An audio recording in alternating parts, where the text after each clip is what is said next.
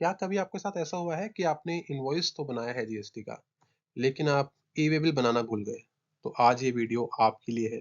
अगर आपने e-way bill बनाना भूल गए हैं और इनवॉइस आपने रेज़ कर दिया है, तो उस सिनेरियो में क्या होगा? मैं आज 3 टिप्स लेकर आया हूँ। तीनों टिप्स आपको ध्यान से सुननी है, समझनी है, जो आपको जीएसटी की असेसमेंट प्रोसीडिंग में बहुत हेल्प करने वाली हैं। और तीसरी वाली तो बहुत ही अच्छी है, आपको वीडियो एंड तक देखनी चाहिए। तो ई-वे बिल अगर नहीं बना है, इनवॉइस आपने बना दिया है, तो जनरली क्या होता है, अगर गुड्स आपका जीएसटी डिपार्टमेंट ने ऑन द वे पकड़ लिया है, तो 200% की पेनल्टी आपको पे करनी होती है। ये एक हो गया नॉर्मल रूल। अगर आपकी गाड़ी रास्ते में पकड़ ली जाती है बाय जीएसटी डिपार्टमेंट, तो 200% पेनल्टी आपको पे करनी पड़ती है ऑफ टैक्स अमाउंट। मान लीजिए 100 रुपए का इनवॉइस था जिस पर 18% जीएसटी लगा, तो आपको पेनल्टी पे करनी पड़ेगी 36 रुपए की, अगर रास्ते में ही गुड्स को पकड़ लिया गया। लेकिन अज्यूम कीजिए, जो आज का मेरा टॉपिक है डिस्कशन का, कि रास्ते में गुड्स आपका पकड़ा नहीं जाता, गुड्स डिलीवर हो जाता है। केस कब खुलता है? जब जीएसटी डिपार्टमेंट वाला ऑफिसर आपके बुक्स को चेक करता है और उसको पता लगता है कि कि आपने इनवॉइस तो किया, लेकिन आपने ई-वे बिल जनरेट नहीं किया, तो आपको एक नोटिस भेजता है। उस नोटिस में आपको जवाब देना होता है कि यार मैंने ई-वे बिल जनरेट क्यों नहीं किया आज से 1 साल पहले जो मैंने माल भेजा था। तो आज मैं वही 3 टिप्स लेकर आऊँगा आपके सामने, डिस्कस करेंगे। 3 टिप्स क्या-क्या हैं? एंड तक देखिएगा, आपकी समस्या का आधा समाधान मैं आज कर दूँगा।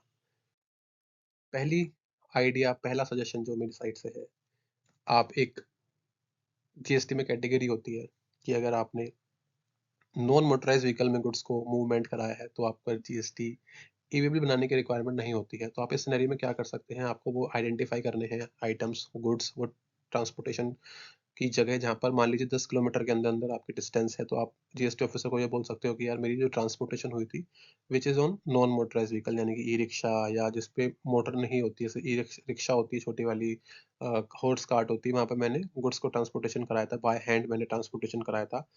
तो जीएसटी ऑफिसर उसको मान जाते हैं, लेकिन इट शुड बी रियलिस्टिक कि हाँ, 10 किलोमीटर के अंदर-अंदर ही बंदा नॉन मोटराइज्ड व्हीकल से ट्रांसपोर्टेशन कर सकता है।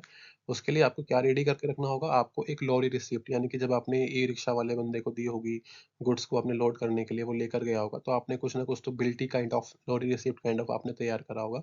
तो आप देकर इस सिनेरियो में जीएसटी ऑफिसर से बच सकते हैं कि आपने ई-वे बिल क्यों नहीं बनाया। तो आप ये रीज़न दे सकते हो कि यार मेरा तो ट्रांसपोर्टेशन नॉन मोटराइज्ड व्हीकल में हुआ था, which is valid as per GST law. Idea number जो 2 है, वो बहुत ही बढ़िया आइडिया है, इसको आप हमेशा फॉलो कर सकते हैं। मान लीजिए कभी-कभी होता क्या है कि जो आपका कस्टमर होता है, आपके घर से मतलब आपके ऑफिस प्रेमाइसेस से ही, आपकी फैक्ट्री से ही गुड्स को डिलीवरी, यानी कि डोर डिलीवरी कर लेता है, अपने आप ही ले जाता है वहाँ से पिक करके। आप गुड्स की मूवमेंट कॉज़ नहीं कराते। तो उस सिनेरियो में आपका जो कस्टमर है, वो ई-वे बिल जनरेट करता है आपके बिहाफ़ पर, कि शो करता है कि एज़ ए परचेज़र मैं गुड्स इन कर रहा हूँ in my factory, in my office from your department. तो उस केस में आपको ई-वे बिल जनरेट करने की ज़रूरत नहीं होती है। आपके इनवॉइस पर बस ये लिखा होना चाहिए कि it is a goods, it's a door delivery, and purchaser ने ई-वे बिल खुद जनरेट किया है। अब आपके पोर्टल पर दिखाई दे ना दे, लेकिन आप डोर डिलीवरी कह के जीएसटी ऑफिसर के सामने लीगली बच सकते हो। इसमें कोई भी डिफरेंस का पॉइंट नहीं है। आइडिया नंबर 3, ये बहुत ही बढ़िया आइडिया है। इसको ध्यान से सुनिएगा।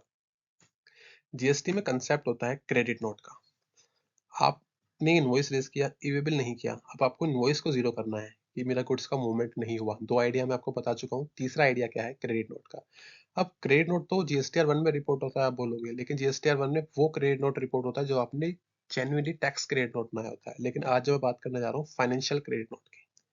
फाइनेंशियल क्रेडिट नोट ऐसा होता है जिसमें आपको बोलना होता है कि यार इस पे मैंने टैक्स तो इनवॉइस का पूरा पे कर दिया है जीएसटी डिपार्टमेंट पे, लेकिन गुड्स की मूवमेंट नहीं हुई है।